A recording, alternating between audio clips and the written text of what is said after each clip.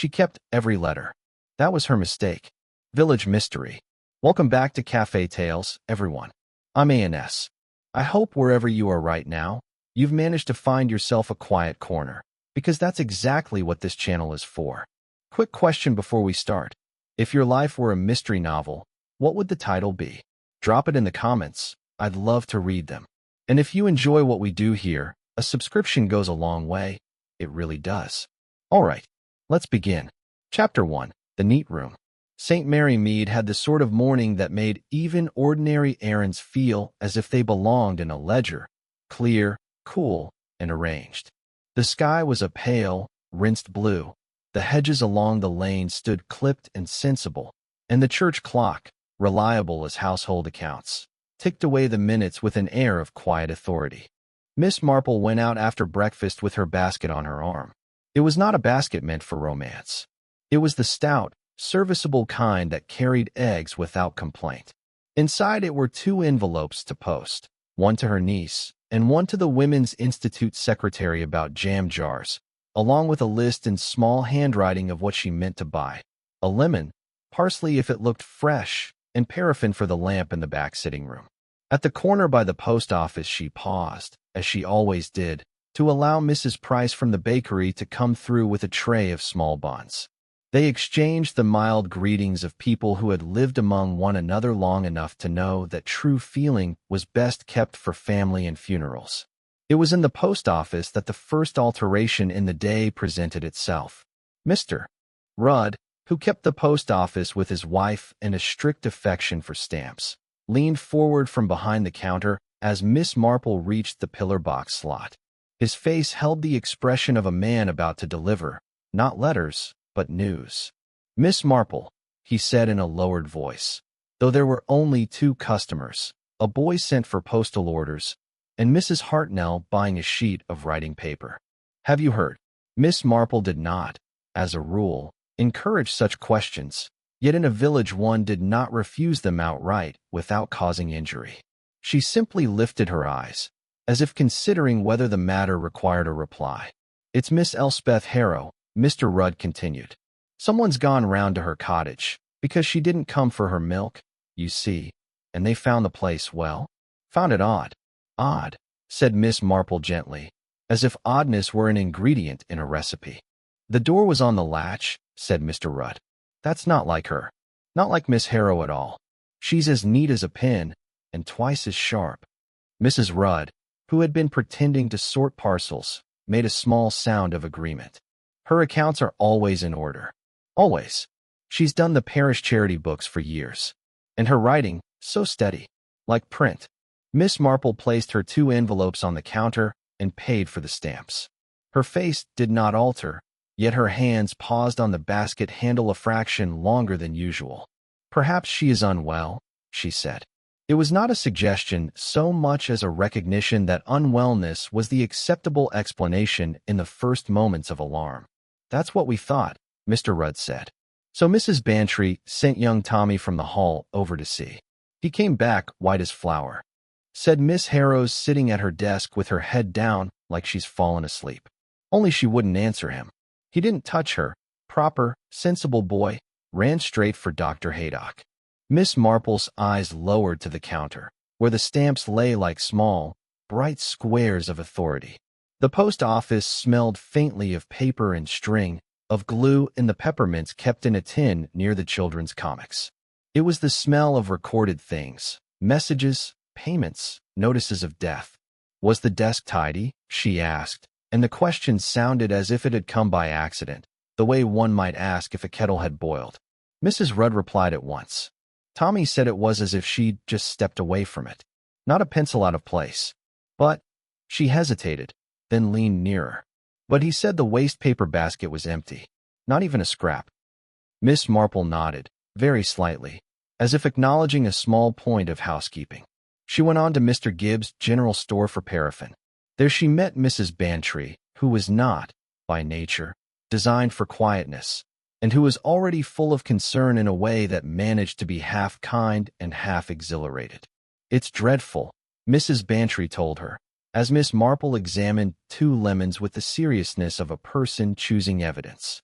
Poor Elspeth. So capable, so private. And do you know what I keep thinking? That she never leaves her curtains open after dusk. Never. Like someone who's always, oh, I don't know, always expecting something to come up the path. Miss Marple said, yes, in a tone that made it neither agreement nor curiosity. She put the better lemon into her basket, then added parsley and a small bag of sugar because the jar for marmalade looked low at home. What puzzles me, Mrs. Bantry went on, is that if she was taken ill, she'd have left a note. She's that sort. Even a note to the milkman. She wouldn't simply collapse. Miss Marple paid for her purchases. On her way out, she turned her head just enough to look up the lane that led toward Miss Harrow's cottage.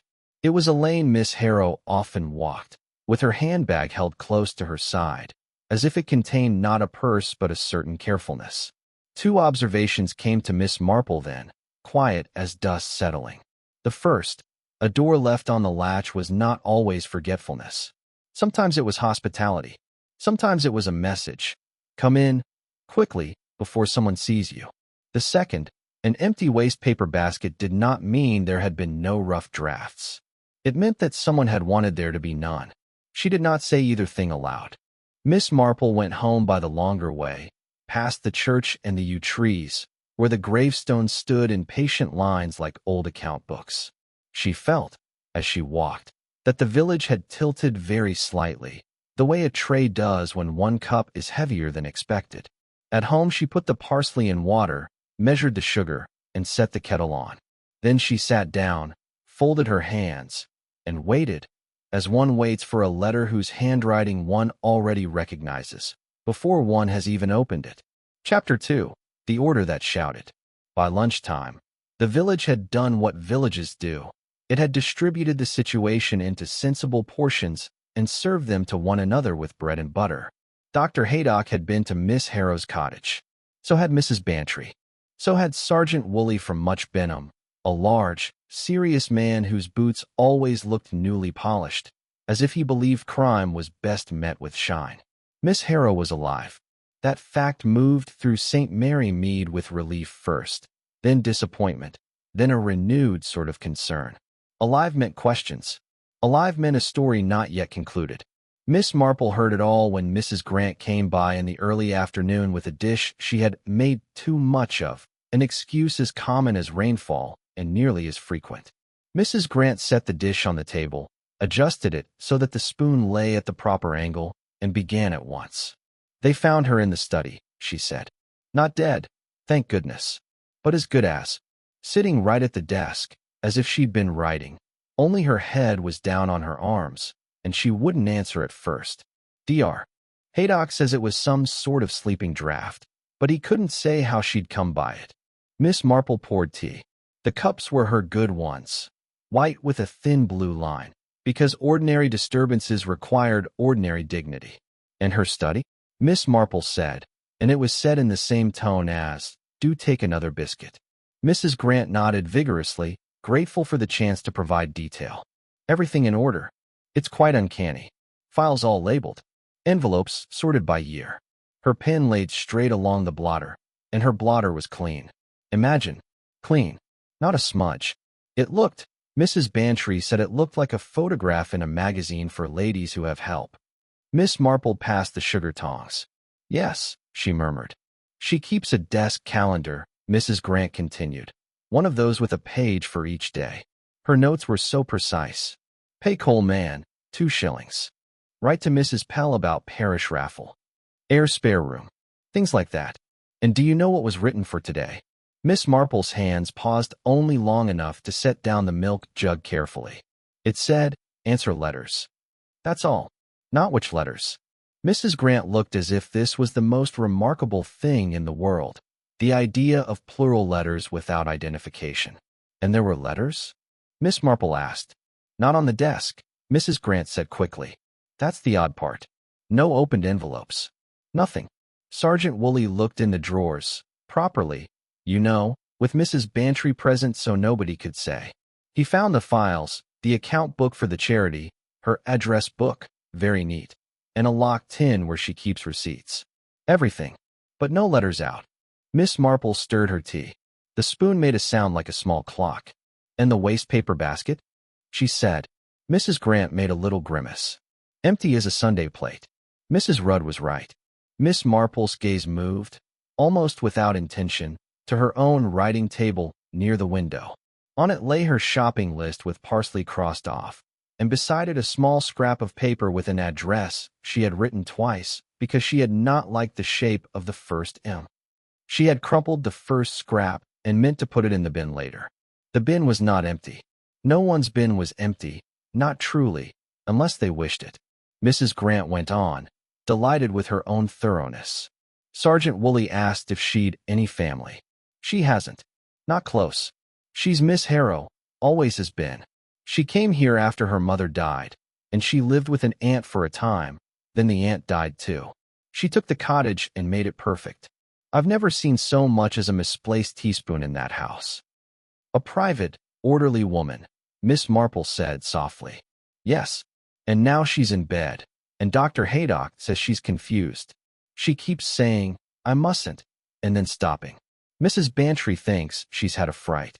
But what fright, Miss Marple? In her own locked house. Miss Marple's eyes lowered. She broke a biscuit neatly in half. Sometimes, she said, a fright comes in an envelope. Mrs. Grant blinked, not sure whether this was a proverb or a remark. Well, perhaps. Only who would frighten Elspeth Harrow? She's not one for romance, if you know what I mean. Miss Marple did know. In her mind, she saw Miss Harrow's study as it had been described. The clean blotter, the pen laid straight, the desk calendar with its plain instruction. Order could be a comfort. It could also be a defense. When a person kept everything in order, it meant they expected disorder to arrive. Miss Marple did not speak that thought. She offered Mrs. Grant another biscuit and asked after her sister's rheumatism. The conversation, obedient to village life, moved on. Yet when Mrs. Grant had gone, Miss Marple remained sitting with her hands around her teacup, listening to the ticking clock. In her mind, two small items settled themselves as carefully as jars in a pantry. First, Miss Harrow's calendar entry, answer letters, without names, without quantities, as if the letters themselves were not to be distinguished in ink. Second, the clean blotter. A blotter did not stay clean when someone had been writing under strain. Strain made ink heavy. It made hands press too hard. It made blots. Unless, of course, the writing had been removed, or never written there at all. Miss Marple rose and went to her pantry. She checked her jars of last year's marmalade, running a finger along the labels. One jar had the date written twice, the first time too faint, the second time corrected. She thought, as she always did when she saw that corrected date, that it was better to write the truth plainly the first time. Then she went out to deadhead the roses, because roses did not wait for village emergencies, and because occupied hands often kept the mind from showing its conclusions too quickly. Chapter 3, Thursday Channels. On Thursday afternoons, Miss Marple's sitting room received Mrs. Dolly Clithering, as it had for years. Mrs. Clithering, widow of a former colonel, came punctually at 3:30 with a parcel of gossip wrapped in kindness. She had a way of looking as if she were always about to apologize for speaking, while speaking all the same. Miss Marple had laid out bread and butter, seed cake, and a small dish of preserved plums. The teapot sat between them like a modest third companion. Mrs. Clithering began before she had even fully settled her cup. Poor Elspeth. I went by this morning. Mrs. Bantry was there, practically installed, and Dr. Haydock came again. Elspeth knew me for a moment, and then looked right through me. As if I were a curtain she couldn't quite remember drawing. Miss Marple said, That sounds like shock. Yes, Mrs. Clithering agreed at once, relieved to have a respectable term. Shock. And there is something else, Jane, though I hardly like to say it. Miss Marple spread butter with care. You must say it if you've begun, she replied, gently, which was not encouragement so much as acceptance. It's that Sergeant Woolley has been asking about letters. Miss Marple's knife paused briefly, then continued. Has he? He spoke to Mr. Rudd, Mrs. Clithering said, and to Mrs. Rudd. They told him about the registered letter last month, the one without a return address. Do you remember? Mrs. Rudd mentioned it to me at the time. It was heavy paper, and the stamp was from London. Elspeth signed for it herself. She looked. Mrs. Rudd said she looked as if she'd swallowed something sharp. Miss Marple placed the buttered slice neatly on the plate. Heavy paper, she murmured. And then, Mrs. Clithering continued, there were other letters. Not registered. But Mrs. Rudd noticed because Elspeth used to collect her post at 9:30, always. And lately she came late. Or she sent someone else. Once she didn't come at all, and when Mrs. Rudd took the letters to her cottage, Elspeth opened the door only a crack. Miss Marple poured more tea. The stream was steady. She had an excellent hand for pouring. That is not like her, she said. No. And there's something else. Oh, it's so unpleasant. Mrs. Clithering lowered her voice, though there was no one else in the room. Someone saw a man leaving her cottage one evening about 3 weeks ago. Not from the village. A stranger. Mr. Pritchard, who walks his dog late, said he saw him go down the lane toward the main road. He had a dark coat and a hat pulled low. Of course that describes half the men in England, but still. Miss Marple nodded. Of course. Mrs. Clithering hesitated, then added, Sergeant Woolley also spoke to Miss Harrow's solicitor, Mr. Felix Corwin. Miss Marple's eyes lifted. Yes. Mrs. Clithering gave a little fluttering sigh. It does make one uncomfortable, doesn't it? Mr. Corwin is so respectable, so helpful. He does the wills. He does the charity legalities.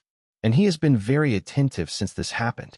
He came to the cottage twice yesterday, bringing papers and speaking in a low voice to Mrs. Bantry in the hall. He said Elspeth may have important documents, and that for her own protection. Miss Marple placed a preserved plum on her own plate. She did not eat it yet. For her own protection, she repeated. Yes. And do you know what Mrs. Bantry said after he left? Mrs. Clithering leaned forward, eager. She said, he looked frightened. Not just concerned. Frightened. As if he thought the house might bite him. Miss Marple's fingers rested lightly on the edge of her saucer. She said nothing for a moment. Then she remarked, very mildly, some people are frightened of paper. Mrs. Clithering blinked. Paper. Miss Marple smiled at her. Paper is very patient, she said. It keeps what you give it. And it does not forget the shape of your hand. Mrs. Clithering, who had expected perhaps a sharper comment, looked puzzled. Well, yes, I suppose. Miss Marple did not explain. Instead, she asked if Mrs. Clithering would like another slice of cake. While she cut it, she said, Did anyone mention whether Miss Harrow keeps her correspondence? Oh, yes, Mrs. Clithering said. She keeps everything. Everything. Mrs. Bantry said she has boxes, shoe boxes, but labeled. 1 for parish, 1 for personal, 1 for receipts. She's the sort who could tell you what she paid for coal in 1937. Miss Marple's smile remained. That can be very useful. It can also be, well, Mrs. Clithering said, and her eyes widened with the thrill of the thought. Dangerous, couldn't it? Miss Marple's knife went through the cake with a soft, decisive pressure. Only if the accounts are not as clean as they appear, she said, as if speaking of jam jars that had not been properly scalded.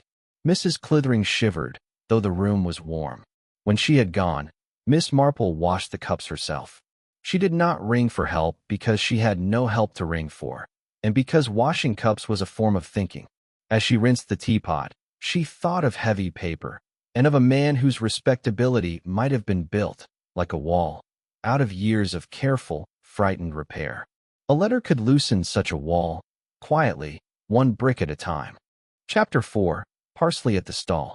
On Saturday, Miss Marple went to the small market stall that appeared outside the Blue Boar once a week, where vegetables were laid out as if they were exhibits. Carrots in neat bunches, cabbages like round green clocks, and parsley that looked either fresh or like something that had already given up. She examined the parsley with particular attention because it gave her reason to stand there and be available. The chemist assistant, a young woman named Irene Dodd who worked next door to the post office, came by carrying a packet of cotton wool and a bottle wrapped in paper. Irene had the eager, unguarded look of someone who believed the world was always about to explain itself if only one listened hard enough. Morning, Miss Marple, she said brightly. Good morning, dear, Miss Marple replied, as if parsley were an absorbing subject. How is your mother's cough? Oh, Better, said Irene. Then, as if unable to hold it in, she added, have you heard anything about Miss Harrow? Everyone says she was drugged. Miss Marple chose the best parsley and placed it in her basket. People do say many things, she said. Irene edged nearer, lowering her voice anyway. Sergeant Woolley came into the chemist's. He asked Mr. Bennett if we'd sold any sleeping powders lately. Dr. Haydock thinks Miss Harrow took something like chloral hydrate, but not the usual sort. Not something you'd take by mistake. Miss Marple did not look at Irene directly. She adjusted the parsley so it lay flat. Did you sell any? She asked, as if discussing cough mixture. Irene shook her head. Not to anyone in the village. Not to Miss Harrow, anyway. She hardly ever comes in. She's not one for fuss. But, Irene hesitated, then continued, because her youth made her honest. But I did see her about 2 weeks ago. She came in late, just before closing. Miss Marple's hands remained still. She asked for something for nerves, Irene said. Something mild. Mr. Bennett offered her bromides, but she said no. She didn't want to be sleepy. She wanted to be steady. Irene frowned, remembering. That was the word. Steady. Like a person balancing a tray. Miss Marple said softly, yes. And she had a letter in her hand, Irene added. Not opened. Just held. She kept pressing her thumb along the edge, like she was trying to smooth it without breaking the seal. She looked at me and said, if you keep too many things, they begin to keep you. Miss Marple's face did not change. Only her eyes, for a moment, seemed to deepen, as if a familiar handwriting had been recognized. Irene went on, misunderstanding Miss Marple's silence as encouragement. I said, do you mean hoarding? Because you know how people say things, and she almost laughed. Only it wasn't laughter. It was like she'd forgotten how. And then she said, no, I mean letters. Miss Marple adjusted her basket again. The market stall keeper shouted prices. A dog barked near the pub. Ordinary life continued, and into that ordinariness fell the quiet weight of Miss Harrow's words. She said, Irene continued, eager to be exact, that she'd kept every letter she'd ever received. Every condolence. Every invitation. Every note about parish business. She said, it seemed proper. It seemed tidy. But now it feels like having a drawer full of matches in a house that's too dry. Miss Marple's hands tightened slightly on the basket handle, then relaxed. And did she say who wrote the letter she was holding? Miss Marple asked. The question sounded incidental, as though she were asking where Irene had bought her ribbon. Irene shook her head. No, she didn't say anything like that. She just said, some letters are written to comfort, and some are written to make you behave. That's what she said. Make you behave. Miss Marple said quietly, yes. Irene looked at her, a little frustrated. But what does it mean, Miss Marple? Miss Marple smiled faintly. It means, she said, that Miss Harrow has read a letter that has altered her day. Irene sighed, as if that were not enough. Yet she could not deny that it was true. When Irene had gone, Miss Marple paid for her vegetables and walked home slowly, past gardens where the late summer flowers leaned, heavy with their own success. A thought came to her then, not as a conclusion, but as a small domestic observation. When one preserved fruit, one did not only seal sweetness. One sealed whatever had touched it, clean hands or unclean, and time did not improve what had been carelessly handled. Miss Harrow had sealed her letters for years. Now something among them had begun to ferment. Chapter 5. The phrase on the doorstep. It was the following Tuesday that the younger, less guarded character came to Miss Marple with the sort of information that arrived not as testimony, but as confession. Lucy Weller was the girl who helped Mrs. Bantry with flowers at the hall and ran errands when asked. She was 17, with hair that escaped pins and a mind that escaped discipline. She came to Miss Marple's gate with a bunch of late roses and an expression that suggested she had been told to deliver them as much as to deliver herself. Mrs. Bantry said I should bring these, Lucy said, holding out the roses as if they were an offering. Miss Marple took them. How kind of her, she said. Come in a moment, dear. I'll put them in water. Lucy followed into the kitchen, glancing around as if she expected the room to reveal secrets.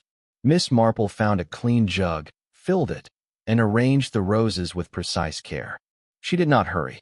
She did not look at Lucy too directly. She allowed the girl to settle into speech the way a jar settles into a boiling bath, gradually, without cracking. Lucy blurted at last, "Miss Marple, do you think someone tried to hurt Miss Harrow?" Miss Marple set the jug down. "I think," she said, "that Miss Harrow has been hurt." Lucy swallowed. "I saw her. Before she went before they found her at the desk." Miss Marple turned slightly, as if to reach for a cloth. "Did you?" "Yes." Lucy's hands twisted together. "It was early. I was taking a note from Mrs. Bantry to Mrs. Prothero, and I cut across by Miss Harrow's cottage because it's quicker. And Miss Harrow was at her front door, just standing there, as if she'd forgotten what she meant to do next." Miss Marple wiped her hands slowly. "Yes. And she had a letter," Lucy said. "And it was open, and she kept looking at it, and then looking down the lane, like she expected someone to come and see if she'd read it." Miss Marple said nothing. Silence, in the kitchen, was not empty. It was full of the ticking clock and the faint scent of roses. Lucy continued, rushing now. "She saw me and she did something odd. She folded the letter up very neat, as if she was showing me she wasn't hiding it. And then she said, 'Lucy, you're young. You won't understand this. But if a thing is written down, it becomes real, even if it isn't true.'" Miss Marple's gaze remained on the clean cloth in her hand. "And then," Lucy said, her eyes wide, she said a phrase. "I keep thinking about it because it sounded like something from a book." "What phrase, dear?" Miss Marple asked gently. Lucy took a breath. She said, "I have kept every letter. That was my mistake." Miss Marple's hands stopped moving. For one moment, she stood entirely still, as if listening not to Lucy but to the echo of ink on paper. Lucy went on, almost pleading. "I said, why was it a mistake? And she looked at me. Oh, Miss Marple, she looked so frightened, but also ashamed. And she said, 'Because now I cannot pretend I do not know. Now I must answer.'" Miss Marple's voice was quiet. "Answer whom?" Lucy shook her head. "She didn't say. That's what's so awful. She didn't say. She just said, 'He writes as if he is being polite.' But it's not politeness. It's—" and she stopped. And then she said something I didn't understand at all. She said, "He has the handwriting of discouragement." Miss Marple's eyes lifted then, and in them was something like recognition. Lucy looked relieved to have it said aloud. "Handwriting of discouragement," she repeated. "What does that even mean?" Miss Marple set the cloth down, smoothing it once, as if smoothing a page. "It means," she said, "that the letter is not written to communicate. It is written to control." Lucy's mouth fell open a little. "But who would?" Miss Marple turned away to fetch a plate of biscuits, as if the conversation required something ordinary to sit beside it. When she spoke again, her tone was mild. "Did Miss Harrow say anything else?" Lucy nodded quickly. "Yes," she said, "he knows I keep things." And then she said, "He thinks that makes me safe. But it doesn't. It makes me useful." Miss Marple placed the biscuits on the table. Lucy's voice dropped. And then she said, "If anything happens, the accounts will be read." And she looked at the letter again, and her hands shook, just a little. And she said, "I have always kept accurate accounts. I did not know you could keep accurate accounts of a lie." Miss Marple sat down. Lucy hovered, uncertain. "I didn't tell anyone because it sounded silly. Mrs. Bantry would just get excited. And Sergeant Woolley would ask questions. And Miss Harrow, she looked like she'd hate questions." Miss Marple nodded. "Yes," she said softly. "She would." Lucy leaned forward. "What should I do?" Miss Marple looked at the girl with gentle firmness. "You have done it," she said. "You have told me. Now go back to Mrs. Bantry and help her with her flowers. Flowers, at least, do not change their meaning because someone has written them down." Lucy left, still anxious, but lighter. Miss Marple remained at the kitchen table for some time, looking at the roses in their jug. A person could press flowers between pages, and for years they would keep their shape, though all scent and life were gone. Letters were like that. Only letters kept more than shape. They kept intention. Chapter 6. The Bundle in the Recipe Box. It was found on the Wednesday, and it was found by Mrs. Bantry, which meant it was found with energy and with a certainty that she had always been meant to find it. Miss Harrow's kitchen was, like the rest of her cottage, arranged with the care of a person who believed disorder was a moral failing. The spice jars faced outward. The flour tin was labeled in a hand that did not vary. The recipe box sat on a shelf above the table, neat as a small coffin. Mrs. Bantry, in the course of doing what she called tidying for Elspeth, took down the recipe box because she intended to make broth and could not find the bay leaves. When she lifted the box, she felt weight that did not belong to recipes. The lid stuck slightly, as if it had not been opened in some time. When it came up, it revealed not cards, but a bundle of letters tied with faded blue ribbon. Sergeant Woolley and Constable Pritchard were present because they had been in the sitting room speaking with Dr. Haydock. Miss Marple was there too, because Mrs. Bantry had insisted on her coming, for moral support. Jane, because one never knows what one will see. Miss Marple stood to one side in the kitchen doorway. She did not move forward. She did not exclaim. She simply looked. The letters were not all of one kind. Some were thin, cheap paper. Some were heavier, with a faint watermark visible when held toward the light. Some envelopes were browned at the edges, old as dried peel. The ribbon around them was not new. It was the ribbon of a person who tied things and meant them to stay tied. Mrs. Bantry let out a little gasp that was half triumph. Well, and to think, inside the recipe box. Really, Elspeth did have a dramatic streak after all. Sergeant Woolley held up a hand. "Let's be careful, ma'am." His voice was respectful, but his eyes were alert.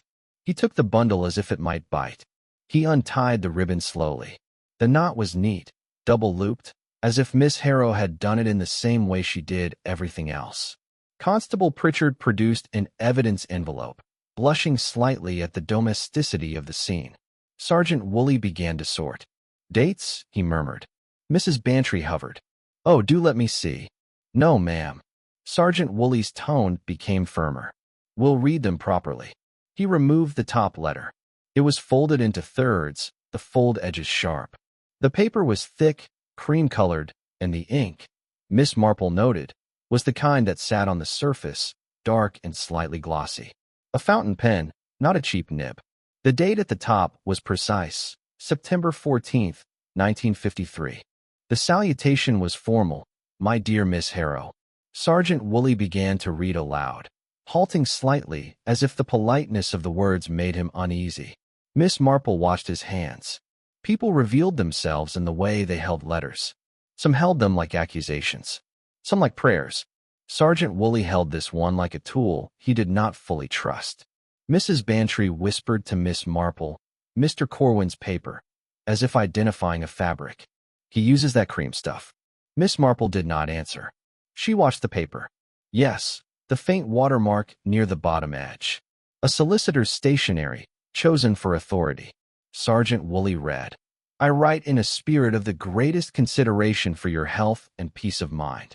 It has come to my attention that you may be in possession of certain correspondence which, if misunderstood, could give rise to needless distress in the village. I am sure you will agree that needless distress benefits no one." Mrs. Bantry made an outraged sound. "Needless distress." As if. Sergeant Woolley continued, "I therefore recommend, as a friend, that you place the relevant items in my keeping. I can assure you they will be dealt with discreetly and appropriately." His jaw tightened. "Friend," he repeated. Miss Marple's eyes moved to the lower portion of the page. The handwriting, no, it was typed. Yet there were handwritten corrections in the margin, small and careful. One sentence had been struck through and replaced with something more polite. Miss Marple noted the struck-through phrase without reading it aloud. The act of striking through was itself a confession. The writer had wanted to say something harder, then remembered he must appear gentle. Another letter. Another date. October 2nd, 1953. The tone altered. Still formal, still smooth, but with a pressure beneath it, like a lid screwed tighter. "It would grieve me deeply," Sergeant Woolley read, "if, through a simple misunderstanding, you were to place yourself in a position where certain matters might require official attention." Mrs. Bantry looked at Miss Marple. "That's a threat." Miss Marple said nothing. She observed the paper edges. The second letter had been handled more. There was a slight softening at the fold, the faint shadow of a thumb where someone had pressed too hard. Sergeant Woolley found a third letter. This one was not on cream paper. It was on plain, thin paper, and the handwriting was different, smaller, more cramped, with a faint tremor. The date, October 6, 1953. The salutation, sir. Miss Marple watched Sergeant Woolley's eyes as he read. It was Miss Harrow's handwriting. Sir, he read, I acknowledge receipt of your letters. I do not understand your meaning. I have kept correspondence as I have always done, in an orderly way. I cannot see why you should require it. However, in the interests of peace, I am prepared to discuss the matter at a time convenient to you. Yours faithfully, Elspeth Harrow. Mrs. Bantry whispered, Oh, Elspeth. Always so proper. Miss Marple spoke then. Only 2 sentences, and her voice was mild enough to be mistaken for nothing. She has written to discourage herself, she said softly. And he has written to discourage her further. Sergeant Woolley looked up, startled. What do you mean, Miss Marple? Miss Marple's gaze remained on the letters. When people are frightened, she said, they become excessively correct. They hope correctness will protect them. Then she added, as if the moment required a domestic decision, would anyone like more tea? Mrs. Bantry, affronted by the normality of the question, nevertheless said, yes, because tea, like law, had its proper place. As Miss Marple moved toward the kettle, she saw, without anyone else noticing, that among the bundle there was one envelope opened roughly, not along the neat top edge but torn at the side, impatiently. That envelope was not from Mr. Corwin. It had no return address, and on its flap, in a slanted hand that could not be mistaken for Miss Harrow's, there was a smudge of ink, as if the writer's hand had hesitated, then pressed too hard, then tried to appear calm. Fear had handwriting too, and Miss Marple had read it before. Chapter 7. Marmalade in the Shape of Truth. Miss Marple's Private Thought. Miss Marple made marmalade on Friday. It was not because she required marmalade.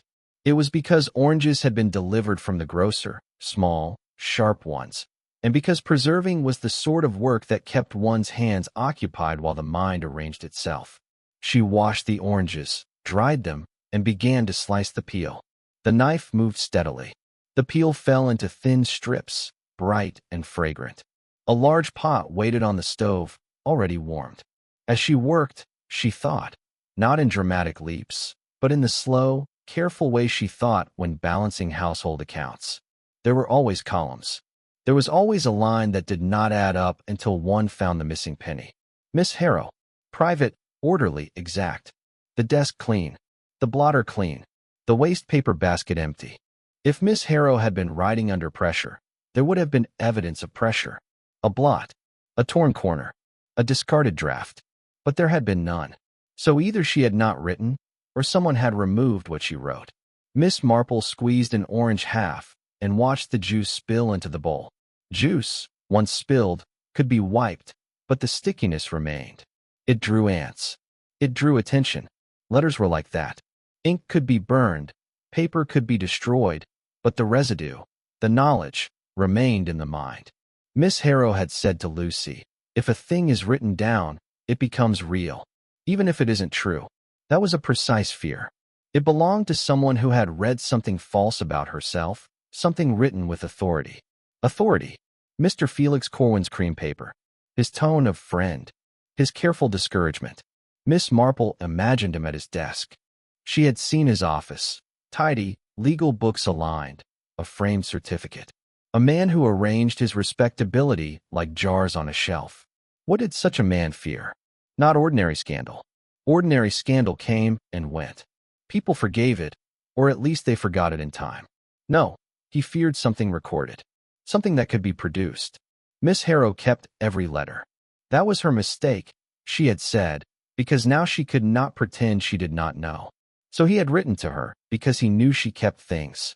He had assumed her habit would make her cautious, pliable. He had assumed she would respond as a person responds when the pantry is full of jars, protect what is stored at any cost. Miss Marple tipped peel into the pot and added water. The smell rose, sharp and clean. She thought of the torn envelope found among the bundle. Plain paper, no return address, torn open not by Miss Harrow's neat hand, but by someone impatient, perhaps angry. That envelope had been handled differently. It had carried the temperature of another sort of mind. Perhaps that letter was the beginning. Perhaps it had come first, and then Mr. Corwin's polite threats followed after. Who would write anonymously to Miss Harrow? Someone who knew her habit. Someone who knew she would keep it. Someone who wanted her to keep it, because keeping it would trap her. A letter could be a snare if it forced the reader to become custodian of the writer's intention. Miss Marple added sugar. She stirred. The spoon moved through the mixture with a sound like thickening. She pictured Miss Harrow at her desk, receiving the first letter. She would not throw it away. She would not say, "This is nonsense." She would file it. She would label it. She would preserve it. And once preserved, it could be used against her. Because she would have proof of having received it, proof of knowledge. Miss Marple remembered, as she stirred, a woman in the village long ago, Mrs. Ellison, who had once received a letter from her son that began, "Dearest mother, I am quite well," and then went on for 2 pages in a hand so precise and formal it might have been a bank statement. Miss Marple had known, reading it, that the boy was not well at all, that he had written under supervision, that the excessive correctness was a cry. Miss Harrow's reply to Mr. Corwin had been like that. "Sir, yours faithfully." She had written as if she were writing to a gas company, because she hoped if she sounded ordinary the matter would become ordinary. But Mr. Corwin's letters had not been ordinary. They had been letters designed to discourage, to make the recipient smaller, more careful, more likely to yield. Why would he want Miss Harrow to yield? The parish charity accounts. Miss Harrow kept those. She was exact. She could tell you what she paid for coal in 1937. Perhaps she had noticed something. A discrepancy. A small amount at first. A shilling that did not match. Then another. Then pounds. Small thefts were like small leaks in preserving jars. They did not announce themselves with noise, but they ruined the whole shelf if not found. Mr. Corwin, as solicitor, might have had access to those funds. Or he might have arranged transfers, fees, expenses. If Miss Harrow noticed and spoke, it would not only be scandal. It would be official. It would be recorded. So he needed her quiet. But threatening her about accounts would be crude and suspicious. Better to frighten her with something else, something personal, something morally staining, so that she would be ashamed to speak of it. Thus, an anonymous letter, perhaps, implying she had once done something improper, or that she had received improper correspondence, or that she had kept something she ought not.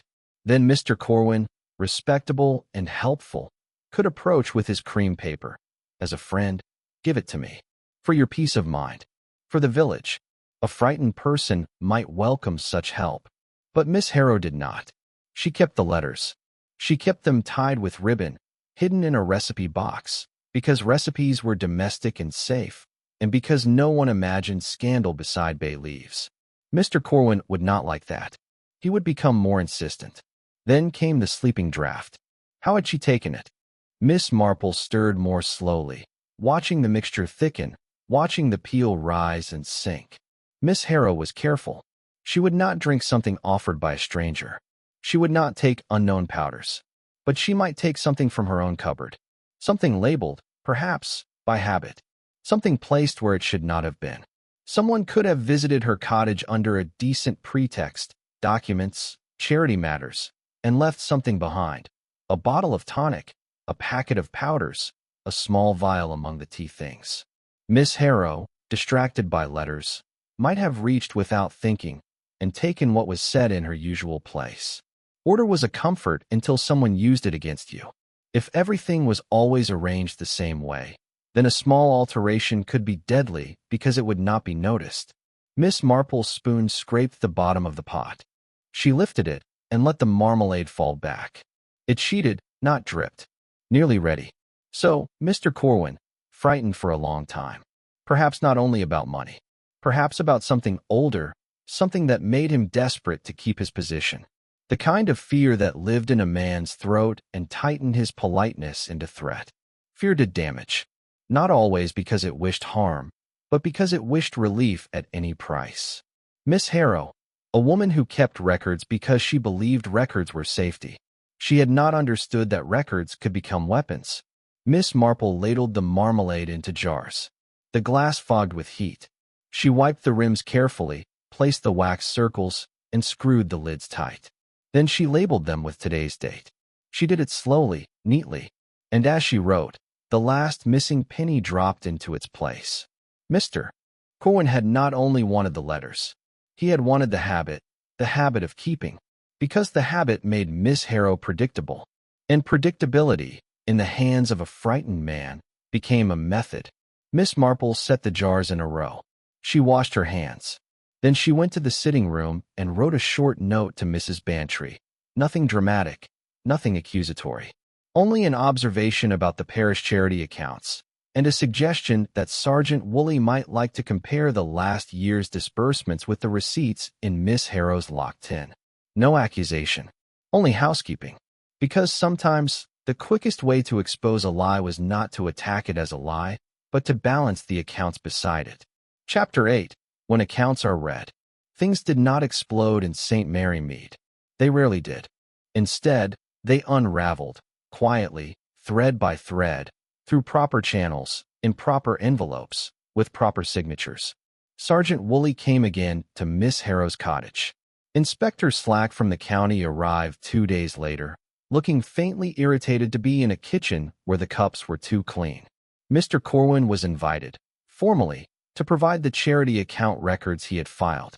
Miss Marple did not attend these proceedings. She was not the sort of person to attend. She learned of them afterward from Mrs. Bantry, who arrived with triumph disguised as indignation. "They've done it," Mrs. Bantry announced, dropping into Miss Marple's armchair as if it were a witness stand. "They've found discrepancies. Just as you said, Jane. Little amounts, here and there. Expenses. Administrative fees. All very plausible. Except Elspeth kept the receipts. Every one. In that locked tin. And there are gaps." Miss Marple poured tea. "Gaps are very loud," she said mildly. Mrs. Bantry leaned forward, eyes bright. "And do you know what else? That anonymous letter." Inspector Slack traced the paper. "It came from a stationer in Much Benham. Mr. Corwin bought it. Can you imagine? He thought he was being clever." Miss Marple's expression remained gentle. "Frightened people often confuse cleverness with speed," she said. Mrs. Bantry frowned. "But why the sleeping draft? Why not simply ask for the letters?" "He did ask," Miss Marple replied, as if stating a fact about whether. "She did not give them. He became more afraid." Mrs. Bantry hesitated. "Do you think he meant to kill her?" Miss Marple set down the cup carefully.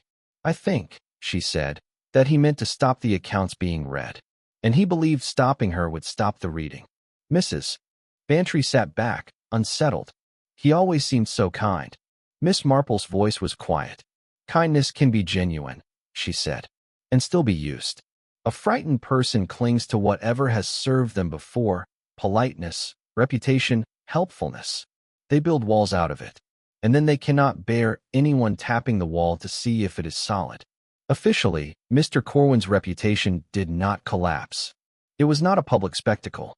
There was no shouting in the street. There was an interview in an office. There were documents. There were signatures. There was a quiet suspension from parish duties, pending further inquiry. There was, eventually, a charge. The village, which loved a story, found itself oddly subdued by the reality of it. A scandal was entertaining when it belonged to strangers. When it belonged to the man who had drawn up your will and smiled at your wedding, it felt less like entertainment and more like damp in the walls. Miss Marple visited Miss Harrow when Dr. Haydock said she might receive callers. Miss Harrow lay in bed with her hair brushed back neatly, as if even illness must be arranged. Her face looked thinner, more transparent, but her eyes, now that the confusion had lifted, were steady again. Too steady, perhaps, as if steadiness had become a discipline. "Miss Marple," she said, when Miss Marple entered. Her voice held the careful politeness of someone used to writing letters more than speaking feelings. "Thank you for coming." Miss Marple sat by the bed. She had brought a small jar of marmalade, because gifts were easier than sympathy. "I brought you this," she said. "It is this week's batch. The oranges were sharp." I thought you might prefer it. Miss Harrow's mouth trembled slightly. How practical. Miss Marple placed the jar on the bedside table.